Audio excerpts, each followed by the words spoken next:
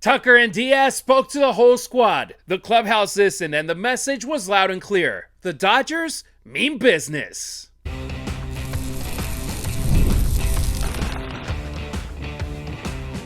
You are Locked On Dodgers, your daily Los Angeles Dodgers podcast. Part of the Locked On Podcast Network, your team every day. What's up, everybody? I'm Harry Ruiz. That's Travis Rodgers, and it's time for Locked On Dodgers, part of the Locked On Podcast Network, now the #1 sports podcast network. On today's show, Walker Buehler in San Diego. Yeah, he's wearing brown and yellow right now. Which prospect is ready to pop for the boys in blue this spring? But first, Travis, opening day of full squad spring training, and the Dodgers' newest stars are already letting their voices be heard. That's cool. Yeah, once you see them out there, the crack of the bat, all that good stuff, we're getting closer, Harry, and I can't wait. You can hear Travis on the air every weekday from 3 to 6 p.m. on 710 ESPN LA as part of the Travis and DeMarco Show. If you're outside SoCal or bouncing around town, just stream it live on the ESPN LA app and you're set.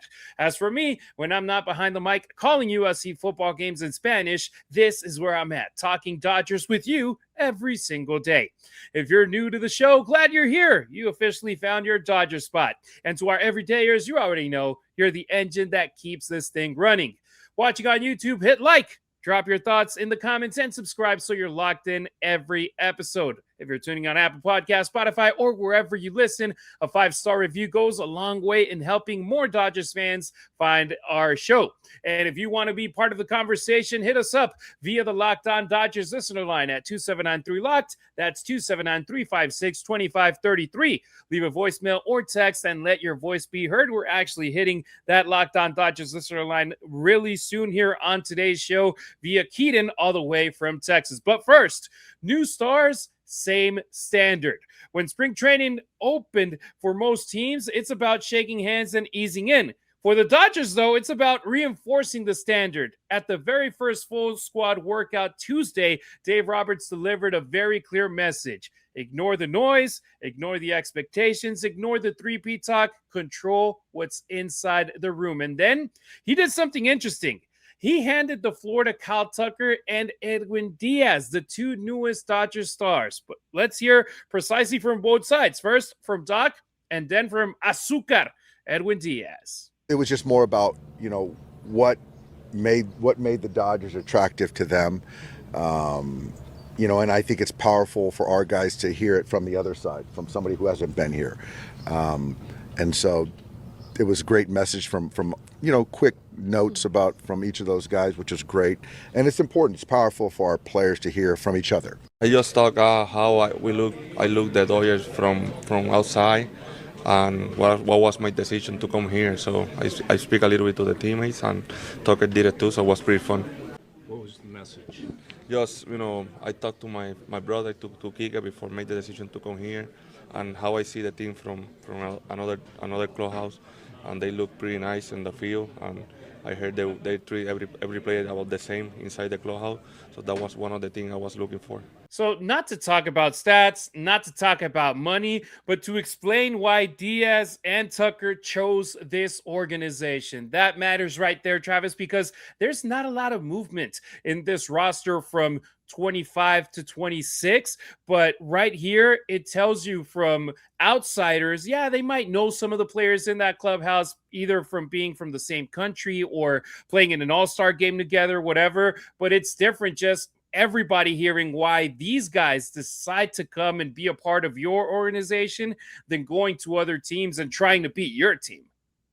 Yeah, the word that keeps popping into my head, Harry, listening to that, listening to Dave Roberts, listening to Diaz, and really listening to the guys that have been around a long time. I was listening to some Max Muncy stuff yesterday too, is just opportunity. That's the word that keeps popping back into my head. And it really means opportunity in every possible way. It's an opportunity to make a lot of money. It's an opportunity to surround yourself with legendary players. It's an opportunity to play in front of 40,000+ people every single night, frequently in front of over 50,000 people. It's an opportunity to go to the postseason. But most importantly, I think It's an opportunity to win. And that's why those guys are here. That's why Dave Roberts is telling these guys, talk about why you decided to come here. So the other guys in the clubhouse, the guys that have been around, the guys that have been winning, understand that this opportunity is meaningful, that this is not normal in the best possible way. This is not how baseball works. You do not have a team that is like this very often, to where you're almost guaranteed a playoff spot. You are virtually guaranteed a chance to play meaningful games late into the season. And that's an opportunity that doesn't come. Kyle Tugger's a really good player. He's been on some good teams. He's been on World Series teams, but this is a little different. Edwin Diaz the Mets have been, generally speaking, pretty good, but this is a different animal altogether. And I think when you have to talk about it in front of other people, it starts to sink in, and it starts to sink in about why you're here. And it not only kind of reinforces why they chose the Dodgers, but it reinforces the opportunities for everybody else in that clubhouse that maybe, when you're in the belly of the beast, when you're on the team that's constantly in the mix to win, you kind of, I think it's at least possible that you take it for granted and you just expect it as normal, as opposed to the incredible opportunity that it is every season. Yeah, Tucker, you mentioned it. This guy made his debut in the big leagues in 2018, and he went to the ALCS every year except his last one with the Astros in 2024. Then he went to the Cubs in 2025, World Series champion in 2022. He was King Tuck out there in Houston and H-Town. Those fans absolutely loved him. He knows how it is to compete. Diaz, he was out there with the Mets as well, that a team that the Dodgers played in the NLCS back in 2024. He didn't talk much about the winning. He talked more about how the players are treated, how families are treated, about the culture that they have in that clubhouse. That's a very professional one, but also a personable one right there. And that's not accidental praise that this team has earned. That's reputation that this team has just created over the years with Guggenheim, with Dave Roberts, with the way that, yes, you don't have Clayton Kershaw in there anymore, but you still have a guy like Max Muncy, who's been with this team for nearly a decade. You guys got Will Smith, who was bred through this team through the draft. You got a guy like Andy Pages, who's a young guy, but he bleeds Dodger blue since the Dodgers signed him as an international guy. And then you got all the other guys, that Mookie Betts. He already is about to become a player that has played more games with the Dodgers than with the Red Sox. You got Freddie Freeman, who, yes, you look at the passionate way when he returned to Atlanta, how much that organization means to him. The Dodgers are pretty much now on the same level for him, because all the moments that he has created with this team, that those rough times that he went through with his kid being sick, and the way that the team just embraced him and the fans embraced him when he returned. It's like, hey, it's not just the organization, it's the fan base, it's the winning, it's a little bit of everything. And I felt, Travis, hey, for newcomers, just becoming part of this team, to be up there in front of all that squad, talking in front of guys like Shohei Ohtani, Freddie Freeman, Mookie Betts, who have won it all with the Dodgers now multiple times, and for them to be heard in front of all those guys, that shows you, hey, you're an equal to everybody. You're a newcomer, but you're an equal, and I thought that was fantastic from Dave Roberts. And with that equality comes equal expectations, right? That this is the flip side of that coin, which is, yes, we're going to give you all of the things you need. Yes, we're going to make sure that your family is well taken care of. We're going to do all of the little things around the edges that make life a little bit easier as a Major League Baseball player. We're going to take care of all of that for you. Now you got to go perform. There is no easing into it. There is no, it's going to be this is a high stakes business, and the Dodgers are not here to mess around. That there is a certain amount of pressure that comes with this that I think takes a little bit getting used to. I don't worry about Tucker for the reasons that we just talked about. He's been around it a lot. The Astros, and I feel the same way as every Dodger fan does about the Astros. I get, but here's the flip side. The Astros were really, really good for a very long time. And the expectations of win your division, go to the postseason, go to the ALCS, compete for a World Series, that was up here every single year. So he's used to that sort of environment. Diaz, the pressure in New York was go to the World Series. Now, they didn't achieve the goal the way that the other two teams did, but the expectations are similar. So I think they're going to fit right in. But this is why Dave Roberts, I believe, is so important to this team, because he's able to communicate that understanding of this is what we're doing. Clayton Kershaw was amazing at that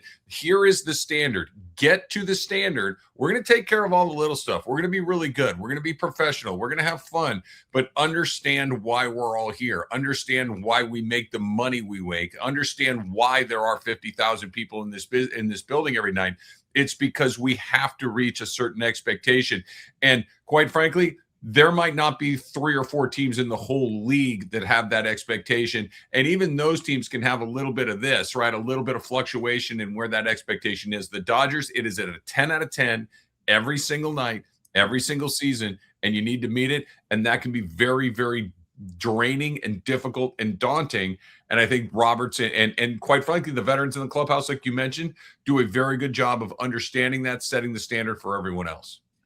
Yeah, and if you haven't seen that video, the full 5.5-minute speech that Dave Roberts gave to the team, it's available on the Dodgers YouTube channel. Go and check it out. It was fascinating. Even the talk about, hey, it's a 162-game season.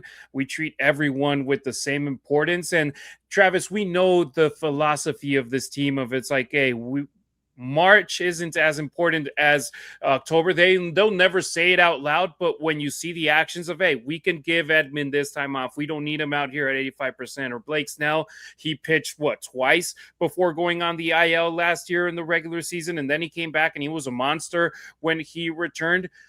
The message right there is, okay, we might not have this guy or that guy available in March. The guy that plugs in and plays in his spot, the requirement, what we want from them is play at a very high level and make us not even potentially remember that we're missing a Tommy Edman or a Blake Snell, who are high-priced guys in this organization. So that's how dynasties are built. That's how dynasties stay dynasties, because there's been many teams that have won the World Series over the last 2 decades. How many times had there been back-to-back World Series champions since the Yankees had done it at the turn of the century?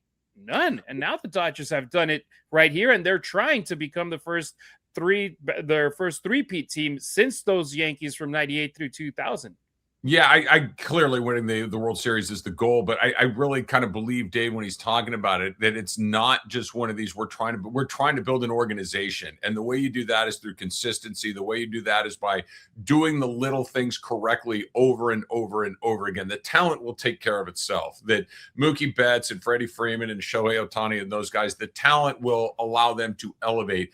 But if you set the floor really high, if you set the floor where at the lowest possible level, then you're going to get the lowest possible level. If you set the floor at the highest possible level, where the Dodgers do, the guys that aren't as talented as Will Smith will still rise to as close to that level as possible. And it's not about the dynasty and the winning may be the result of it, but what they're building is an organization that has incredible consistency, and there's an expectation of excellence when you come in. If the winning follows, great, but they're not going to tolerate on the margins. They just won't do it. They'll move on from you. A wise man once said, with great power comes great responsibility. And look, that Dodgers clubhouse, they got a lot of power and there's a lot of responsibility. It's World Series or bust. All right, next on Locked On Dodgers, let's have some fun. We've got a listener line question asking, which prospect is about to pop in camp? There are a few names that you need to know. Workplace chaos, deadlines stacking up, inbox overflowing, and the one position you have to fill is still sitting open. When the pressure's on and you need the right hire, this is a job for Indeed Sponsored Jobs. Indeed Sponsored Jobs helps you reach the people who actually fit what you're looking for, like skills, experience, and location. So that way you're not just hoping that the right candidate stumbles across your post. And here's a stat that says it all. In the minute I've been talking to you, companies like yours made 27 hires on Indeed. This according to Indeed data worldwide. So if you're hiring, spend less time searching and more time interviewing candidates who check all your boxes with Indeed Sponsored Jobs. As listeners of Locked On Dodgers, you can get a $75 sponsored job credit to help you get your job the premium status that it deserves at Indeed.com/podcast. Terms and conditions apply. Visit Indeed.com/podcast. Do you need to hire? This is a job for Indeed sponsored jobs. Thank you for making Locked On Dodgers your first listen of the day, and thank you for making Locked On the #1 sports podcast network. You already live your team every day. Now take it up a notch and go ad-free. Join the Everydayer Club today and get Locked On Dodgers with no interruptions, members-only Discord access, and more, all for just $5 a month or $50 a year. Go to lockedondodgers.supercast.com or check the link in the show notes to learn more. Which prospect forces a good issue for this team? Keaton from Marshall, Texas has once again hit up our listener line, and here's his question regarding this topic. I just wanted to say that you guys made my week by using my call-in this week. And this is a question for both of y'all. Which rookies are you looking forward to seeing in either spring training, with the first spring training game being next Saturday? Let's go Dodgers. All right, bye-bye. 2793 locked is the number to call or text, just like Keaton from Marshall, Texas out there in East Texas. Travis, first off, thanks for once again calling Keaton. Incredible Saturday, first spring training game, first opportunity to see the boys in blue out there. It just creeped up on us, and I absolutely love it. So which prospect do you think is going to force a good issue for this team of being like, man, we got to find him a spot on this active roster?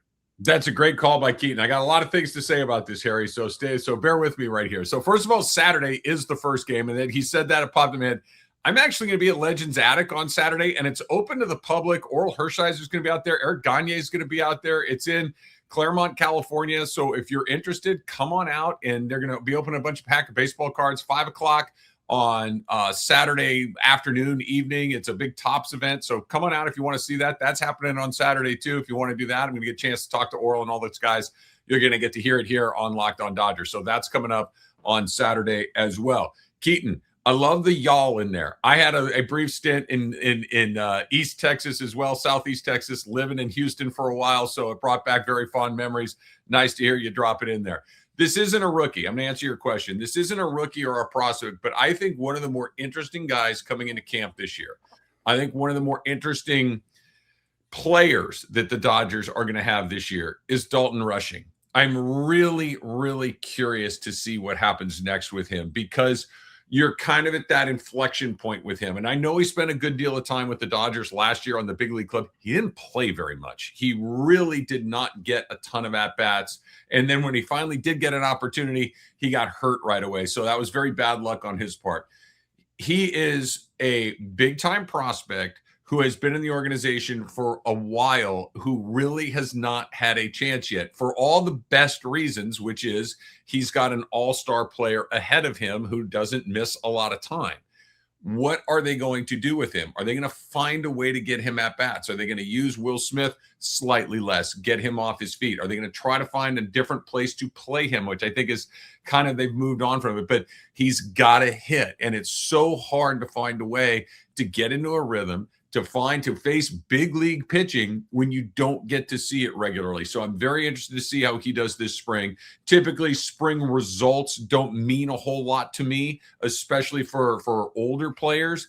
But for a younger player like Rushing, I'm really interested to see how he responds, because this may be the one stretch early in the year where he does get a lot of at-bats. So I think Rushing, for me, even though he's not a prospect necessarily in the traditional sense, he's been up with the big league team. But keep in mind, they didn't even put him on the postseason roster most of the time. They put Ben Rortvedt in there because Rortvedt was the guy. So this is a big season for Rushing, to see whether or not he becomes that player that they hoped for, that they've been developing, or whether they've got to move on to something else, because eventually your potential doesn't matter anymore. It's what the production is. And I think we're kind of getting closer to that point with him about what sort of big leaguer is he going to be.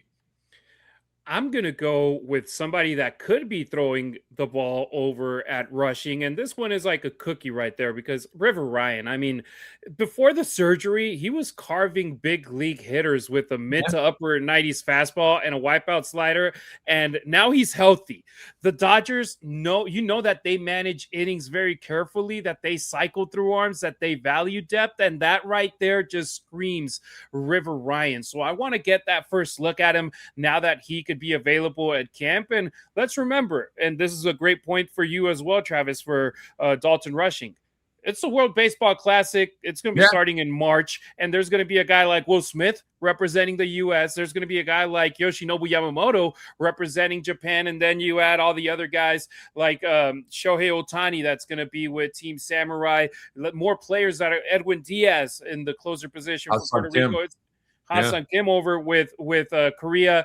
This right there opens opportunities for other fellas to get more playing time during spring training. Obviously, for example, it might get you a day of Freddie Freeman. Instead of being at first base, he can DH when Shohei Ohtani is resting, something that's not going to be happening during the regular season. So are you going to scoot over Dalton Rushing over there? Are you going to try to see another player over at first base? It's going to be something fascinating. But Ryan, it's like, hey, man, there's going to be a lot of innings, a lot of pitchers getting opportunities in spring training, and I feel like he could be someone that could just be like, yo, he's back better than ever. It was a surgery that we know that some pitchers come back better, some don't, but I have trust in him that he will be able to come and get a spot in this opening day roster potentially and be like, hey, man, we can't let him be a week extra at AAA. We know that we have somebody good here. And Travis,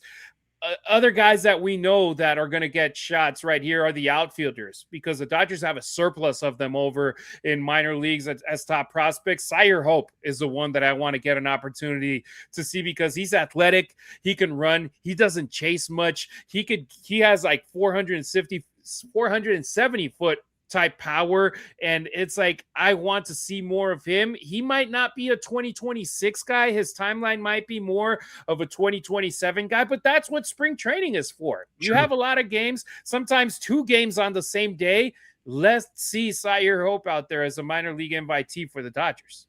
Yeah, it's interesting. Like the pitchers will always get their chance for 2 reasons. Number one, you always need pitchers, right? No matter how much you have, you need more. The difference is you use multiple pitchers in every game. Even in regular season games, multiple guys get used in every single game. So there are always innings available for you. Even if you're further down the depth chart, you're going to get innings. And I'm not saying that it's easy to make the team, but you get more opportunities to pitch. And plus, there are measurables in pitching that I think are just cold, hard numbers. The spin rate, velo, all of these sort of things. So you can say, okay, that translates to the big leagues. The position players like Hope, like Rushing, it's like the at-bats are fewer and farther between. You're only using one catcher in a game, typically. Maybe in spring training, it's a little bit different. And it's real hard to hit when you don't know when your next at-bat is coming. And it doesn't project, right? Like sometimes you can hit in the minor leagues, you don't hit in the big leagues. It's just a very, very difficult thing to crack a lineup as a position player on a team like the Dodgers. Now, outfielders, I do think will have some opportunities that maybe some other places don't. I think you're going to see Teo get some time off. He's just at that point in his career where maybe you're going to sit him down a little bit. Maybe he struggles a little bit. Maybe he gets traded and opens up a spot. Like Kyle Tucker is going to play right field. I think Andy Pajes, unless something really weird happens, is going to play center field. But that left field thing feels like there may be some opportunities. So whether that's Hope or whether that's any of those other outfield prospects that we've talked about, maybe there's some opportunities there. But boy, if you don't hit, you won't play.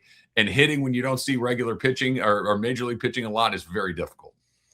And of course, other names that we should keep an eye out there for: Alex Freeland. How will he react now having that experience in the big leagues last year? Jackson Ferris, a young 6'4" lefty that is already succeeding in Double-A. How would he react being up there on the mound with the big leaguers? It's going to be really cool. And by the way, just want to bring up I live in Vegas. A lot of you, if you're an everydayer, you already know I've mentioned that multiple times. The Triple-A team for the Dodgers, the OKC Comets, are going to be out here March 31st through April 4th. So I'm going to try to go out there, get some interviews with some of the prospects that are available. Shout out to Jim Gemma, the great PR guy for the Las Vegas Aviators, the Triple-A team for the Sacramento A's, future Las Vegas A's.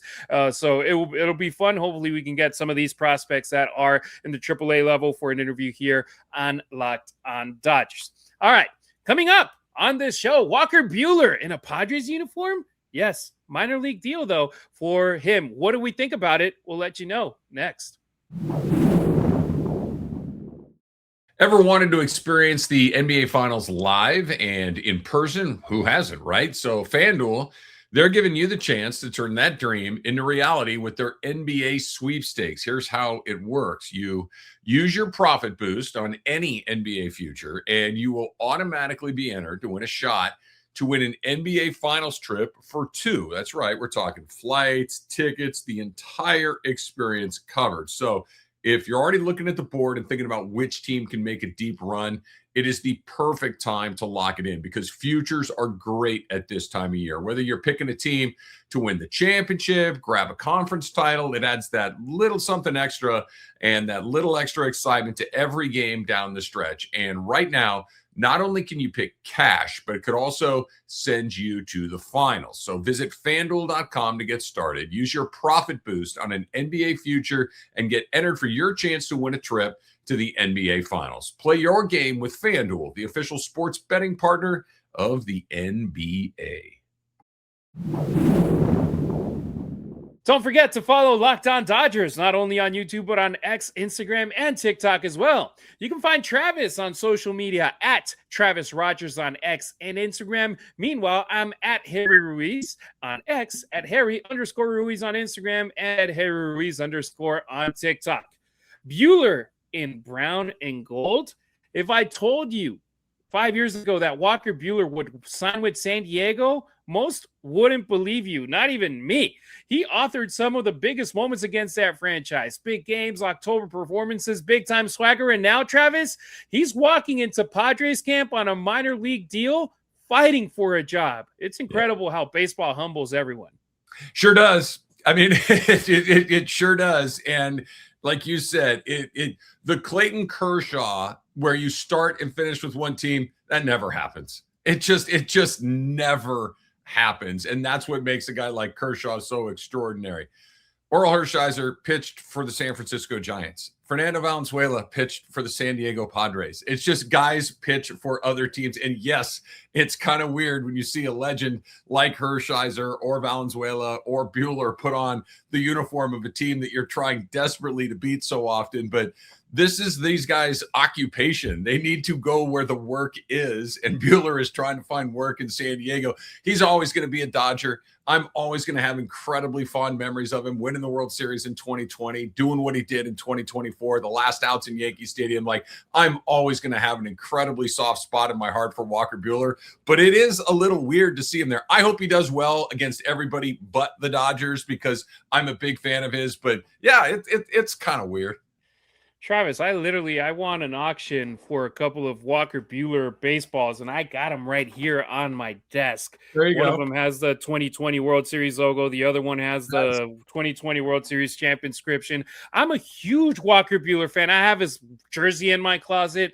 It just, when we were talking about this same topic off of the Locked On Dodgers listener line last week, I said there's some speculation that it might be the Angels or the Padres that end up signing him. And during an interview he did yesterday, he literally said playing in Southern California is a big reason why I'm right here with the San Diego Padres. He's a guy that lived here for many years, that lived in LA for many years. And it was weird going over to Boston, but they paid him big bucks. So he went over to Boston. He went to the East Coast. He was in the cold weather during hard times for somebody that loves the hot weather. And he came over to back to SoCal, even though it's a minor league deal. He has an opportunity to earn a spot. Let's hear from Walker Buehler and how weird it is wearing that jersey. I mean, if you look like a mustard bottle, I'm pretty sure that it would feel weird wearing those colors. Yeah, it feels a little weird. I imagine 5 years ago it would have been a lot more weird, but this is a crazy game, and this is a great opportunity for me to again be a part of a really talented baseball club, and that's what I'm here to do. The rivalry obviously so heated between the Padres and Dodgers. Do you have let yourself think about what it might be like to be on the other side of it? Not yet. We'll make the team first and then try and get back into that. I loved it there. He was straight-headed, and he's like, hey, make the team first, and then we'll figure it out. And right now for the Padres, it's Nick Pivetta, Michael King, Joe Musgrave. That's the front of their rotation, but there are real health questions there and also depth questions. So I feel that Buehler has a real shot of potentially making that team. I do too. He's a veteran guy. He's incredibly competitive. He's going to do whatever it is he needs to do to try to make the team, to try to get guys out. But the cold hard facts of it are, Harry, it's been a while since he's been a consistent performer in the major leagues. He's had moments, to be sure. He had a brief moment in Boston where he kind of seemed to settle things down. When he went to Philadelphia towards the end of the year, he had some moments that were pretty good. We saw him obviously on the mound in Yankee Stadium for the Dodgers. The last time we saw him, he was great. We saw him kind of fix it towards the end of the 2024 season, or at least fix it enough to become a contributor to a World Series team. But baseball is a brutal game, man. When it goes, and sometimes it just doesn't come back. So he's going to have to fight like crazy to make that team. The fact that there wasn't a guaranteed major league deal out there for him, I think tells you kind of where he is in his career. The good thing for him is he's a multiple-time World Series champion, and he will always have a home in Los Angeles with Dodger fans because he occupies a very special place in their minds and their hearts because he was a huge part of 2 World Series title winners. And that's the tough thing about baseball, Travis, where it's like he finally has an opportunity to become a free agent. And after that second Tommy John surgery in 2022, it just wasn't the same thing. The road back wasn't smooth. It's been rough. No. And we wish that he had a contract like Trevor Bauer out there, the $100 million deal for 3 seasons. It's not the case. And you're a baseball player. You know how passionate baseball players are about the sport, and they'll try being out there as long as they can. And I hope that Buehler can come back. And I know that it won't be as the same level as when he was the heir apparent of Clayton Kershaw, but hopefully back to a level where he gets paid, where he is able to get more years out of his career and that he is able to do good things. It just hurts that it could potentially be with the Padres, which, by the way, I saw a post yesterday and I had to just verify it to make sure that it was real, but they were talking about the money that they've spent on some players. And I was like, there's no way that they've spent less than $3 million between these guys. But the reality is that they're taking low risk swings everywhere, or you could also call it going to the clearance bin and trying to get some players out of it. Nick Castellanos, league minimum deal. Herman Marquez, $1 million deal. Ty France and Buehler, minor league invites. It's like, whoa, that's what the Padres are relying at right now?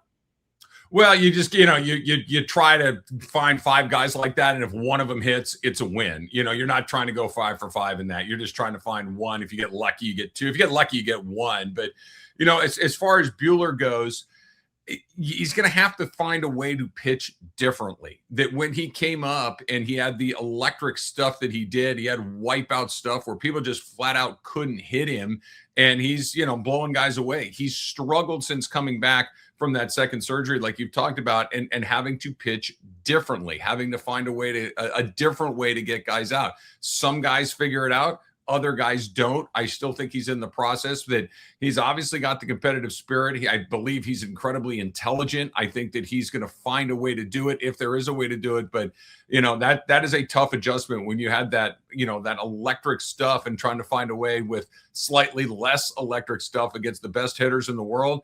It's a real challenge. I wish him the best of luck. I hope he does well. I really, really do. I don't want him to beat the Dodgers, but I'm a Walker Buehler fan for everything he did for the Dodgers, and I hope he kills it in San Diego against everybody but LA.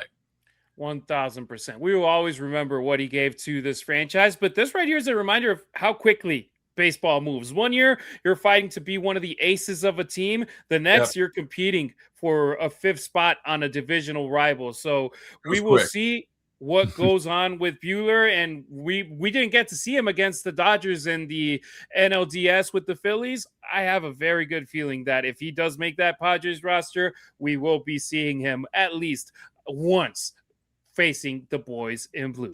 Let us know in the comments, what do you think about Buehler signing with the Dodgers? During yesterday's premiere, one of our viewers was actually asking us about it, and I replied something real quick right there. But let us know now that we spoke about the topic, what you think about it. All right, that'll do it for today's pod. Thank you for making Locked On Dodgers your first listen of the day, and thank you for making Locked On the #1 sports podcast network. Tomorrow, we'll be back here for more, and if you never miss an episode, the Everydayer Club is built for you. Get Locked On Dodgers ad free, plus members-only Discord access and more. Head to LockedOnDodgers.supercast.com to join the club. For those of you on video, we send you to the first ever 24/7 National Locked On Podcast Network YouTube channel. On audio, make sure you make your second listen Locked On MLB. We appreciate you riding with us. Until next time, keep it real, keep it Dodger Blue.